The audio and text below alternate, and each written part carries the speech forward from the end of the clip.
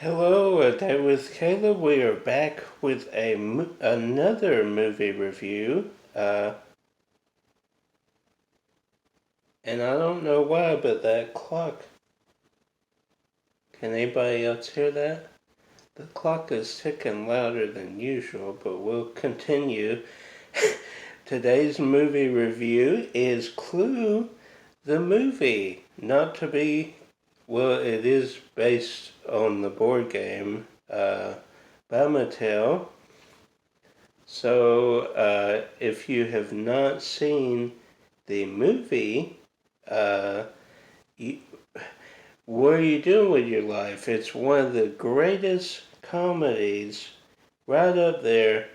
I don't like to put favorites, but it's up there in my top three favorite comedies, right there with Meet the Parents, Planes, Trains, just right there at the top.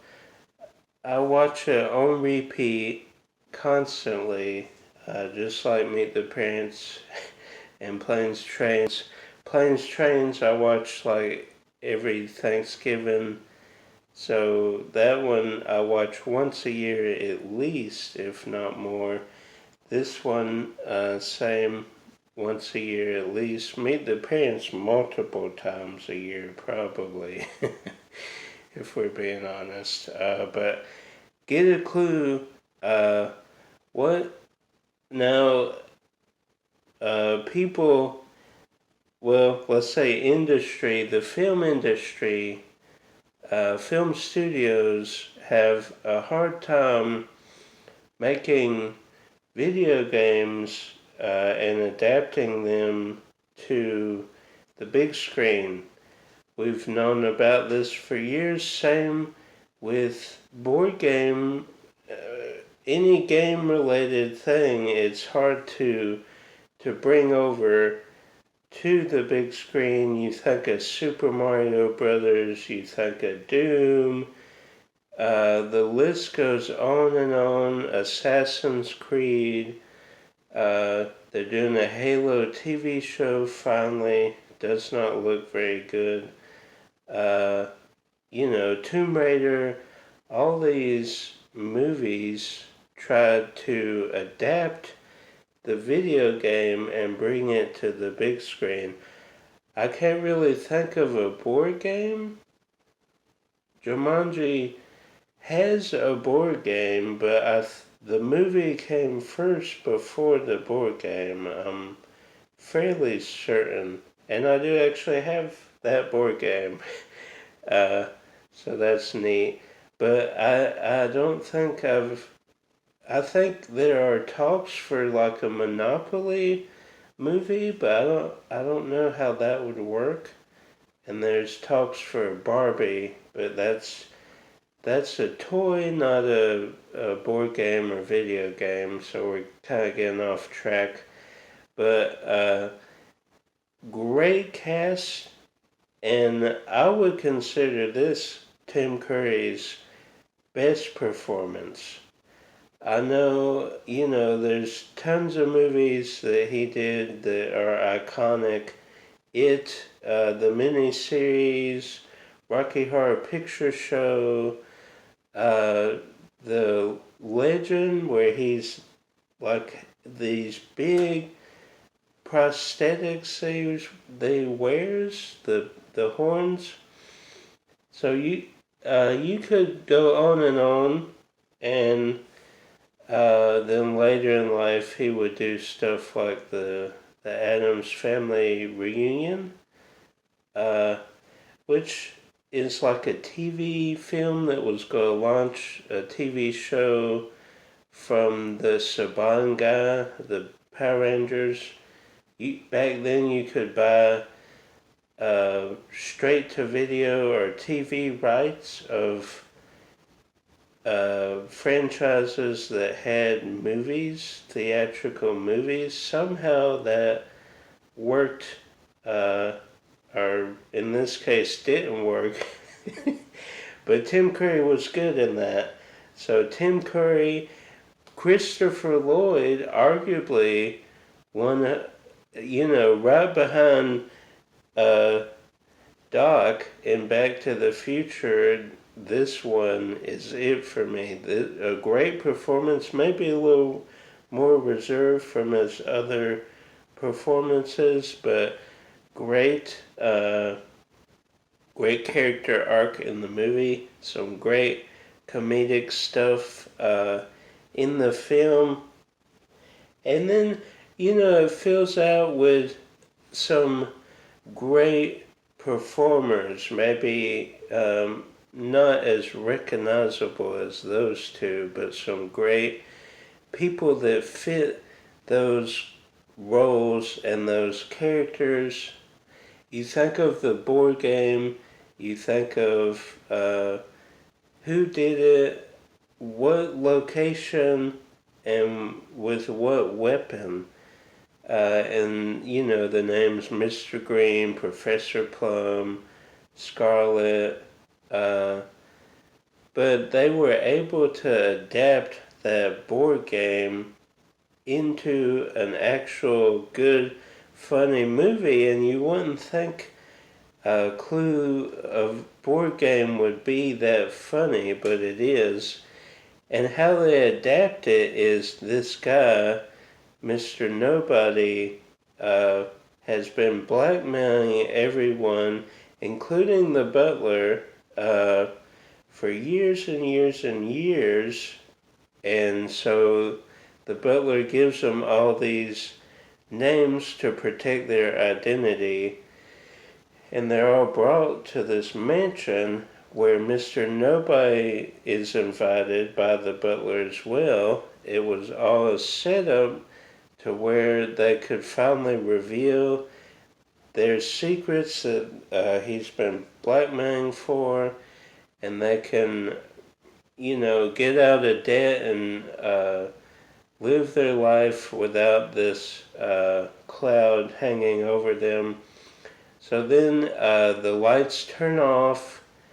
Well, Mr. Nobody goes to where he stored these gifts for the people, and each gift was a weapon, which was a great way to introduce the candlestick, the rope, the gun, the knife.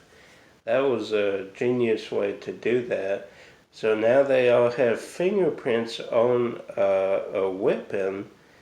Then the lights go out, somebody grabs the gun, shoots Mr. Nobody in the head, which scrapes him, but the clinical psychologist, the doctor, says he's dead, Christopher Lloyd, but he's not. He's more of a psychologist and not a doctor, so he misdiagnoses,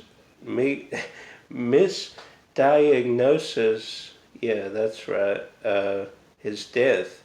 So they later found out that he was still alive and someone killed him a second time.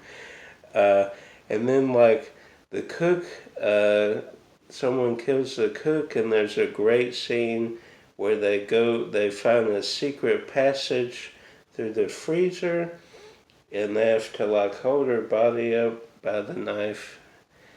And they find more secret passageways, and I should say that the whole building is locked. Tim Curry made sure the windows are barred, the doors are locked, windows are shut, and the only window really they could break or open is where the dogs are. And that was a great scene. The opening, someone gets poop on their shoes, and the whole time, like, people, like, it's as the action is going on, people are sniffing and looking down at their shoes, which we've all done. I've done it more times than I care to admit. And most recently at the Fandemic, right by Carrie L's tent, he was kind of hidden from everybody. A service dog kind of dropped little packages, shall we say, and nobody noticed it, and I could smell something and my body said to stop. I looked down, I'm like that close to a little surprise. So I can really see this playing out. That was genius. I don't know if that was in the screenplay originally or if that was improv, but that was genius. And there's a lot of little scenes like that, uh, like the maid says "wee wee" when is it Miss Peacock asks for the bathroom and she says no, just powder her nose. So great.